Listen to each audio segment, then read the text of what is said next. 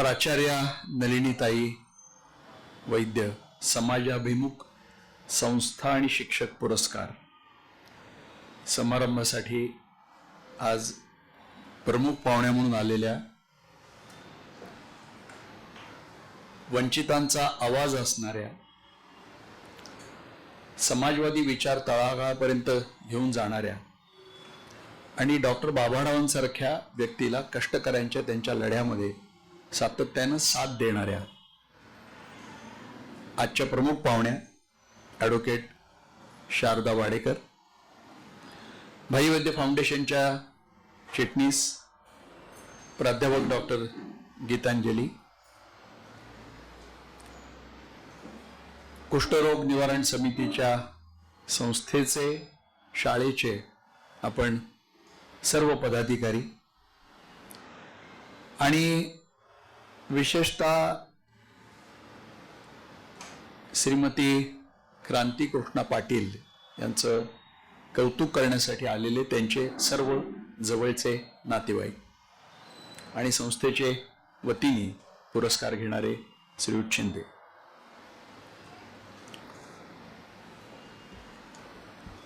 एक अत्यंत समर्पित संस्था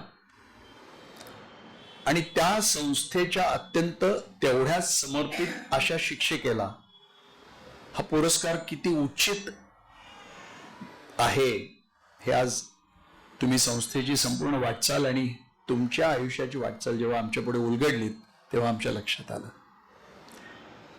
17-18 वर्ष हा पुरस्कार दिला जातोय आणि या पुरस्काराचं आमच्या दृष्टीने आगळं वेगळं महत्व असं आहे की हा पुरस्कार भाईंनी आपल्या पत्नीच्या नावानं सुरू केलेला पुरस्कार आहे.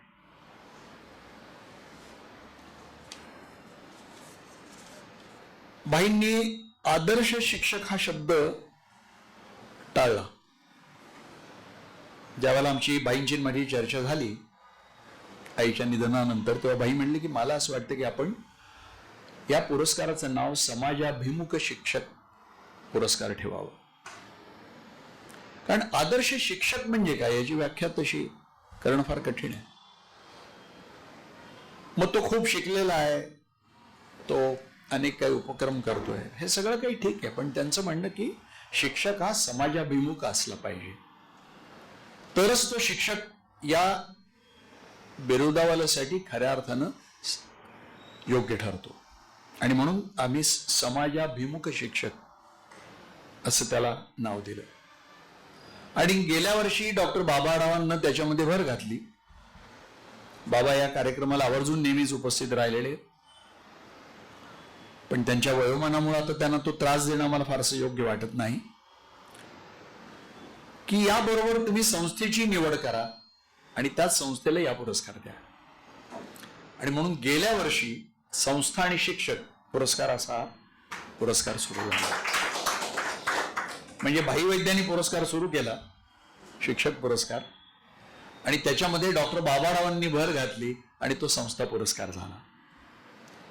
आणि भाई आणि बाबा ही पुण्याच्या नाही, महाराष्ट्राच्या नाही, तर संपूर्ण देशाच्या समाजवादी चळवळीच्या इतिहासातली एक अभूतपूर्व अशी सहकार्यांची जोडी आहे.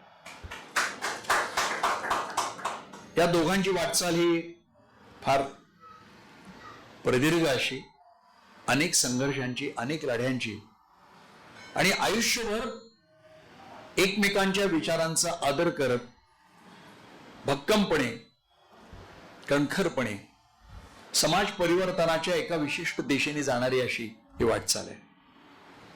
आणि म्हणून या पुरस्काराला आता अजून एक वेगळं परिमाण मिळालेलं आहे. मी प्रथम भाई वैद्य फाउंडेशन आणि आरोग्य सेनेच्या सर्व तमाम कार्यकर्त्यांच्या वतीनं श्रीमती क्रांती पाटील आणि कुष्ठरोग निवारण समितीच्या वतीनं चालवली जाणारी अण्णासाहेब सहस्त्रबुद्धे शाळा आहे, त्या शाळेच्या सर्व पदाधिकाऱ्यांचं मनापासनं अभिनंदन करतो.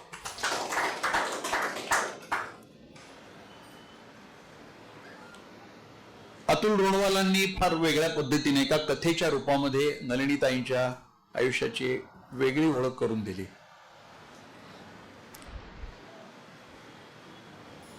पण ज्या वेळेला नलिनीताईंना भाई वैद्यांनी सांगितलं की मी कमवणार नाही आणि तू संसार करायचा आहे, तेव्हा हे कशासाठी सांगितलं हे थोडंसं राहून गेलेलं आहे.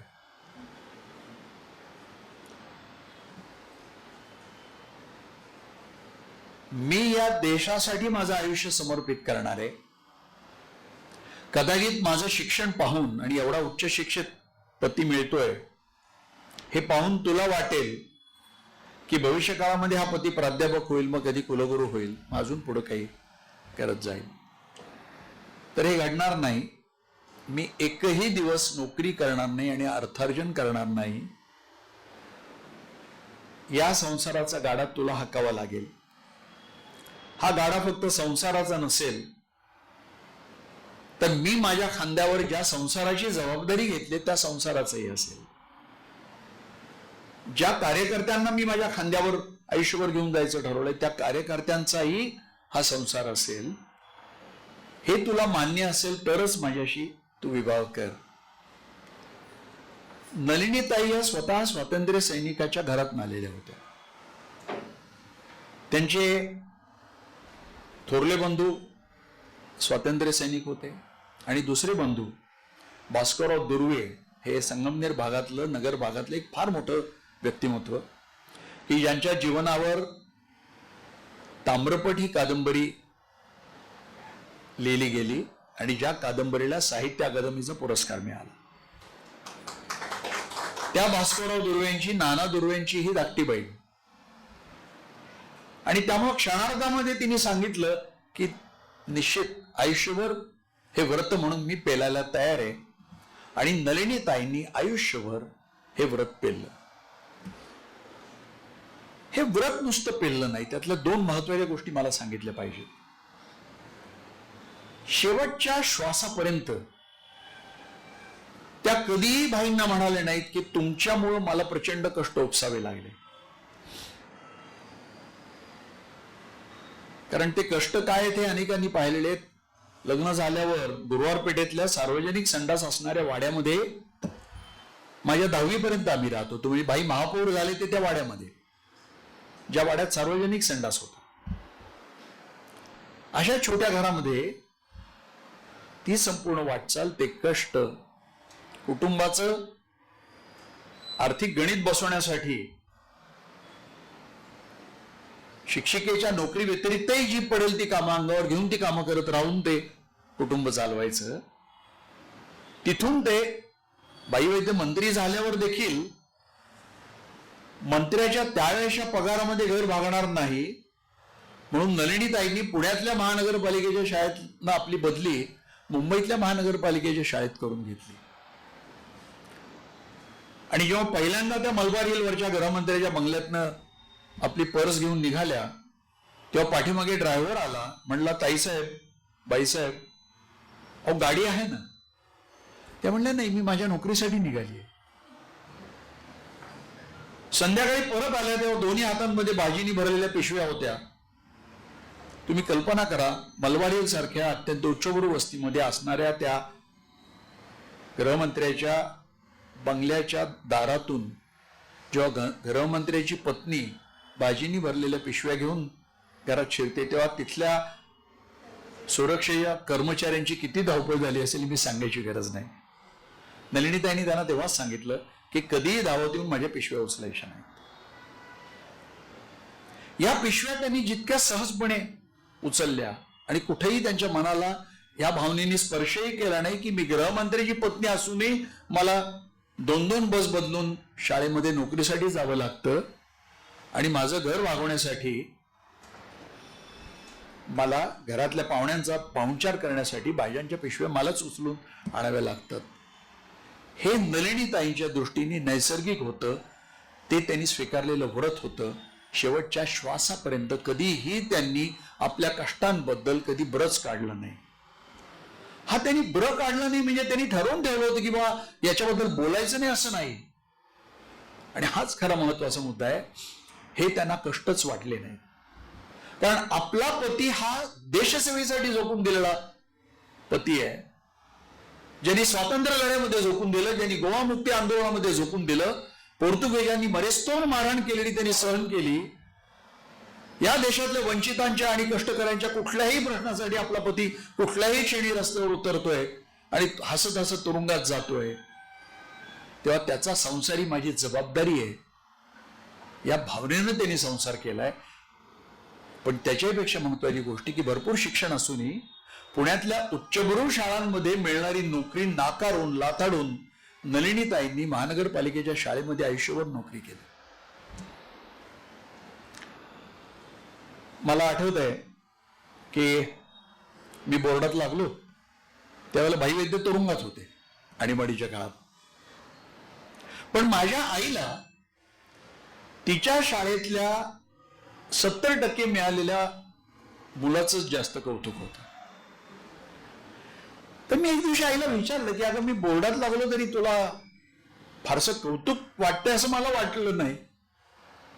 मला म्हणले अरे कौतुक वाटणारच रे, वडील तुरुंगात असताना तू बोर्डात लागला, पण म्हणलं मग तुला त्या 70% मिळवलेल्या मुलाचं तू सतत सांगत असते. म्हणली बरोबर आहे, कारण त्याचे वडील हमाल आहेत, आई धुणे भांड्याची कामं करते आणि हा मुलगा आई वडिलांना मदत करण्यासाठी संध्याकाळच्या शाळेनंतर गजरे विकतो. अभिजित, अरे तू आणि तो ही तुलनाच होत नाही. तुझे 90% गुण आणि त्याचे 70% गुण, कदाचित तुम्हाला विचारलं तर मी सांगेन त्याचे अधिक गुण आहेत. एका क्षणात माझा बघण्याचा दृष्टिकोन आयुष्यातला बदलून गेला.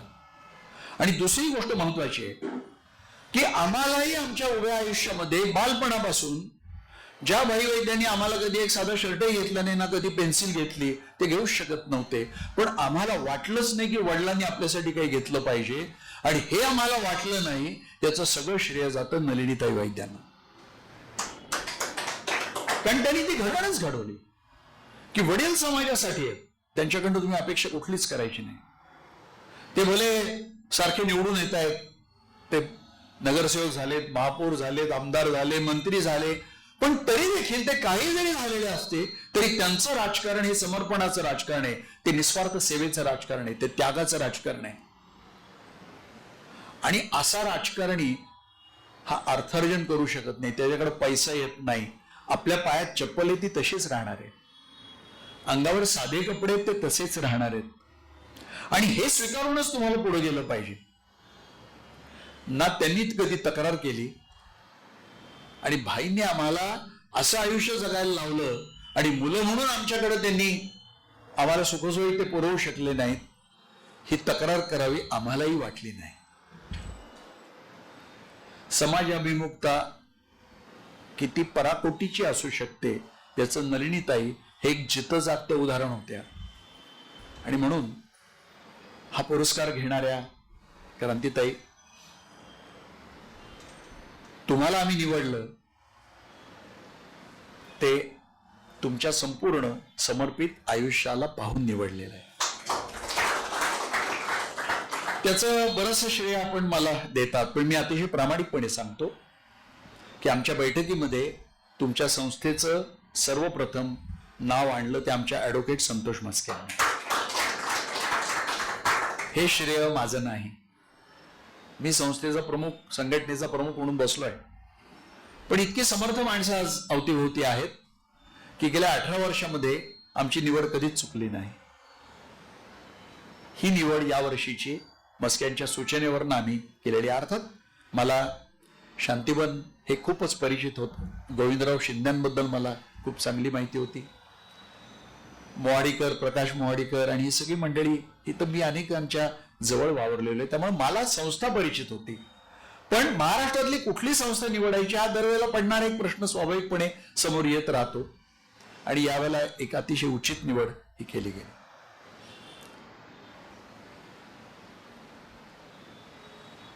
आजचं शिक्षण जे आहे ते चांगला माणूस की ज्याची पाळंमुळं मानवतेमध्ये घट्ट रुतलेली आहे असा माणूस आणि असा नागरिक की जो या देशावर अलोट प्रेम करतोय आणि वेळ आली तर या देशासाठी त्यागाला तयार आहे, असा माणूस आजचं शिक्षण करत नाहीये. आजची शिक्षण व्यवस्था ही अर्थार्जन करणारी, संपत्तीसाठी हपापलेली, कितीही संपत्ती मिळाली तरी पोट न भरणारी, ही संपत्ती आपण कुठल्या मार्गाने मिळवतो याचा विधिनिषेध नसणारी, सत्तेसाठी हपापलेली आणि सामाजिक जीवनातल्या नैतिकता पायाखाली तोडवणारी माणसं निर्माण करत आहे. आपल्या सगळ्यांनाच आपल्या देशाच्या शिक्षण व्यवस्थेची ही अवस्था का झाली याचा गंभीरपणे विचार करावा लागणार आहे. बाईंनी त्याच्यासाठी फार काही दशकांपूर्वीच मार्ग सांगितला होता आणि एक फार मोठी देशव्यापी चळवळ उभी केली होती. KG to PG सर्वांना मोफत, समान आणि गुणवत्तापूर्ण शिक्षण. बाई तर त्यांच्या आयुष्याची शेवटची 3 दशक या लढ्यासाठी समर्पित होते. एक टप्पा त्याच्या लढ्याचा यश मिळालं. प्रतिभाताई पाटील जेव्हा राष्ट्रपती होत्या तेव्हा काँग्रेसच्या सरकारनं राईट टू एज्युकेशन हे बिल आणलं, ते मंजूर केलं गेलं. प्रतिभाताई पाटलांनी राष्ट्रपती भवनातनं बाईंना फोन करून सांगितलं की बाई तुमच्या लढ्याला यश आलंय. बाई म्हणले अर्धच यश आहे. प्रतिभाताई हे पूर्ण यश नाही आहे, मी तर KG to PG. आजची परिस्थिती अशी आहे की आत्ता सत्तेवर असणारी ही माणसं जे नुसती हिंदुत्ववादी नाहीत तर ती ब्राह्मण्यवादी आहेत, ती मनुवादी आहेत. ही पुन्हा मनुवादी व्यवस्था आणण्याचा प्रयत्न करत आहेत. अत्यंत हुशारीने बहुजन समाज, वंचित, आदिवासी हे घटक शिक्षणातून बाहेर कसे पडतील याचं नियोजन केलं जात आहे. मग त्याला अनेक नावं गोंडस दिली जात आहेत. मग नवं शिक्षण धोरण नाव आकर्षक आहे, पण ते शिक्षण धोरण जर तुम्ही बारकाईने पाहिलं तर तुमच्या लक्षात येईल की शिक्षणातून गोरगरिबांना वंचित करण्याचं हे धोरण आहे. आणि दुर्दैवानं बहुजन समाजाला हे कळत नाहीये की हे आपल्या बाबत घडतंय. गेल्याच आठवड्यामधली आकडेवारी तुम्हाला सांगतो की देशभरातल्या 90,000 सरकारी शाळा बंद पडलेल्या आहेत. याच्यातल्या निम्म्या शाळा ज्या आहेत, जवळजवळ 40-25 हजार शाळातल्या 20,000 शाळा आणि 25,000 शाळा या उत्तर प्रदेश आणि मध्य प्रदेशातल्या, जिथं भाजपची सत्ता आहे, बंद पडल्या त्या शाळा. आणि उरलेल्या शाळा या मरणासन्न अवस्थेमध्ये आहेत. त्या कुठल्या क्षणी बंद पडतील आणि ते त्यांना बंद करायच्या. आणि या शाळा ज्या जमिनींवर आहेत त्या जमिनी त्यांना अदानी आणि अंबानींच्या घशामध्ये घालायच्या. स्वदेशीचा नारा एका बाजूला द्यायचा, मेक इन इंडिया म्हणायचं, आणि नव्या शिक्षण धोरणातनं परदेशातल्या सर्व विद्यापीठांना पायघड्या टाकायच्या आणि सांगायचं की पहा आंतरराष्ट्रीय दर्जाचं आम्ही शिक्षण कसं आपल्या देशामध्ये घेऊन येतो. त्यांना पायघड्या टाकायच्या, त्यांच्यासाठी वाटा मोकळ्या करून द्यायच्या. या सरकारनी आपल्या भारतीय समाजाच्या प्रत्येक जीवनाच्या अंगाबद्दल जो दुटप्पीपणा, जी लबाडी आणि जी षडयंत्र रचली आहेत ती जगाच्या इतिहासामध्ये कुठल्याही देशाच्या एखाद्या सरकारनं अपवादात्मकच रचली असते. पण या सर्वाला ज्या वेळेला धर्माचं नाव दिलं जातं आणि धर्माच्या गोंधळामध्ये बसवलं जातं तेव्हा बहुजन देखील या षडयंत्राला बळी पडायला लागतो. त्यालाही कळेल असं होतं. म्हणजे तुम्ही बघा, आत्ताच्या मुख्यमंत्र्यांच्या काळामध्ये हे शाळा बिळा तर बंद पडतायतच, पण अत्यंत पद्धतशीरपणे पुन्हा भाषा लादण्याचं देखील नियोजन सुरू झालेलं आहे. म्हणजे एका बाजूला हिंदी पहिलीपासून लादायची, महाराष्ट्रामध्ये हिंदी लादण्याची गरज नाही. बॉलिवूड जन्माला आम्ही घातलंय, मराठी माणसाने जन्माला घातलंय. मुंबईमध्ये त्या बॉलिवूडला आम्ही मोठं केलेलं आहे. मराठी माणसाच्या घामावर ते बॉलिवूड आज उभं राहिलेलं आहे. कोट्यावधी रुपयांची, अब्जावधी रुपयांची ही संपूर्ण हा बॉलिवूडचा उद्योग हा मराठी माणसाच्या घामावर उभं राहिलेला आहे. पण आम्ही तेव्हा कधी म्हणलं नाही की हिंदी सिनेमा आम्हाला चालणार नाही. आम्ही कधीच म्हटलं नाही त्यावेळेला. मराठी माणसाला हिंदी येतच की, गुणगुणायला लागला की तो मोहम्मद रफीचंच गाणं म्हणतो, साहिर लुधियानवींची शायरी तो म्हणायला लागतो. पण ज्या वेळेला तुम्ही पहिलीपासून हिंदी लादण्याचं निर्णय घ्यायला लागता तेव्हा त्या निर्णयाला आम्हाला कुठलं तरी तुमच्या धर्मांध षडयंत्राचा वास यायला सुरुवात होती. आम्हाला स्पष्टपणे दिसायला लागतं की महाराष्ट्राचं, मराठी मातीचं मराठी पण तुम्हाला संपून टाकायचंय. आणि दुसऱ्या बाजूला आज इतक्या वर्षांनी कुठेतरी आमचा तळागाळातला माणूस इंग्रजी सहज हाताळायला लागलाय. मग सोशल मीडियाज असतील, इंटरनेट असेल, गुगल असेल, गुगल सर्च असेल, आता नवं चॅट जीपीटी असेल, सहजपणे आमचा तळागाळातला माणूस आता इंग्रजी खेळायला लागलेला आहे. आणि त्यावेळेला देशाचा गृहमंत्री भाषण करतो की आम्हाला अशा समाजाची निर्मिती करायची आहे की ज्या समाजाला इंग्रजी बोलण्याची लाज वाटायला लागेल. तुला तुझ्या पोराला इंग्रजी येत नाही याची लाज आम्हाला वाटते.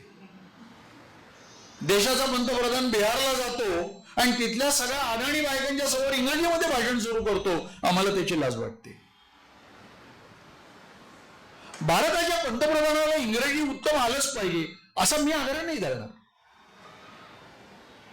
पण जर तुझं इंग्रजी चांगलं नसेल तर ज्या भाषेवर तुझी प्रभुत्व आहे, जी तुझी मातृभाषा आहे, ते अत्यंत अभिमानाने जगाच्या कानाकोपऱ्यात ज्या देशात जाशील तिथं त्या भाषेमध्ये बोल.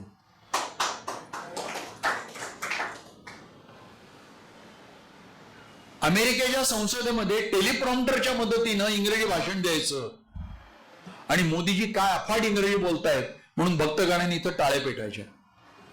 नक्की काय आहे तुम्हाला?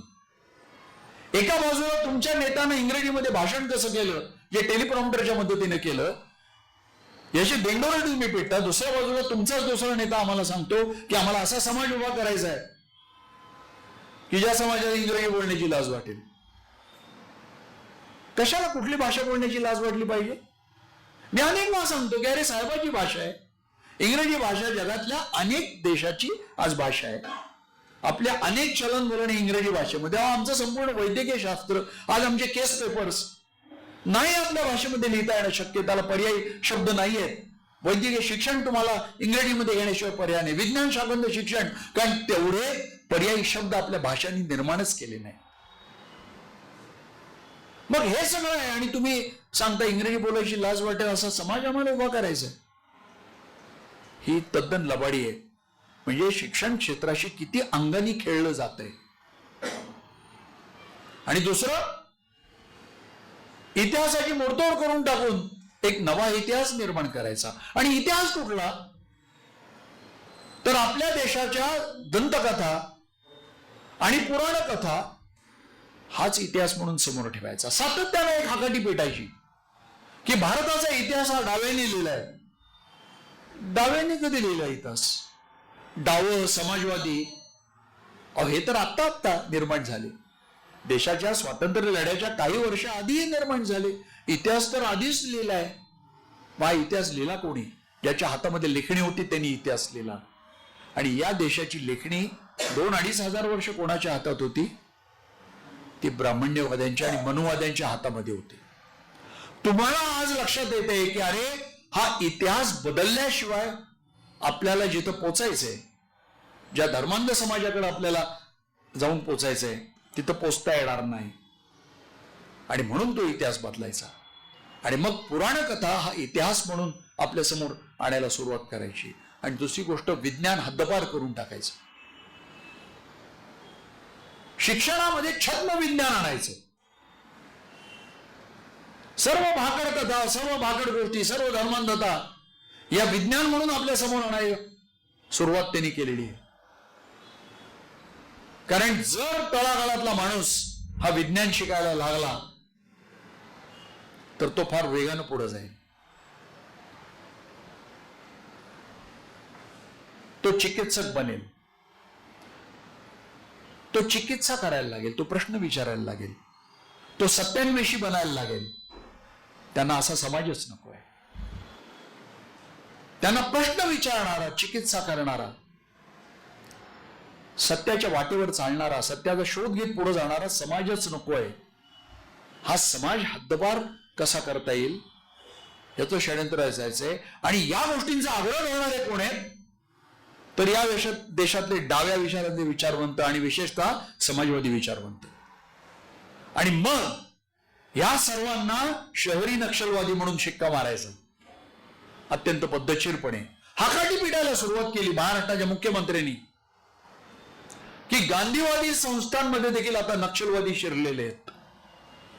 म्हणजे आयुष्यभर अहिंसेचा पूजक असणाऱ्या महात्मा गांधींच्या संस्थांमध्ये आता नक्षलवादी शिरले, हिंसावादी शिरलेले आहेत.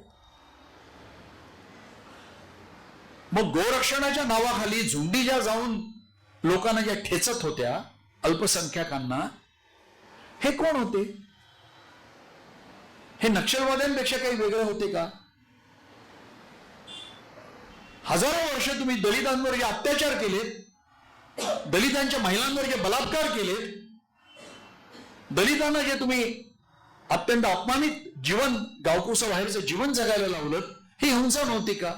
मग हिंसा करणारे कोण होते? माझ्या दृष्टीनं आत्ता हा विचार मांडणारी माणसं ही धार्मिक अतिरेकी आहेत आणि एक प्रकारे दिस आर रिलिजियस नॅक्सलाइट्स. जो जो विचारवंत आहे, जो जो परिवर्तनवादी आहे, जो जो आधुनिक विचाराला पुढे घेऊन जाणार आहे, जो जो तळागाळातल्या लोकांच्या बाजूने उभा राहणार आहे, लढणार आहे, त्याला अर्बन नक्षलवादी म्हणायचं.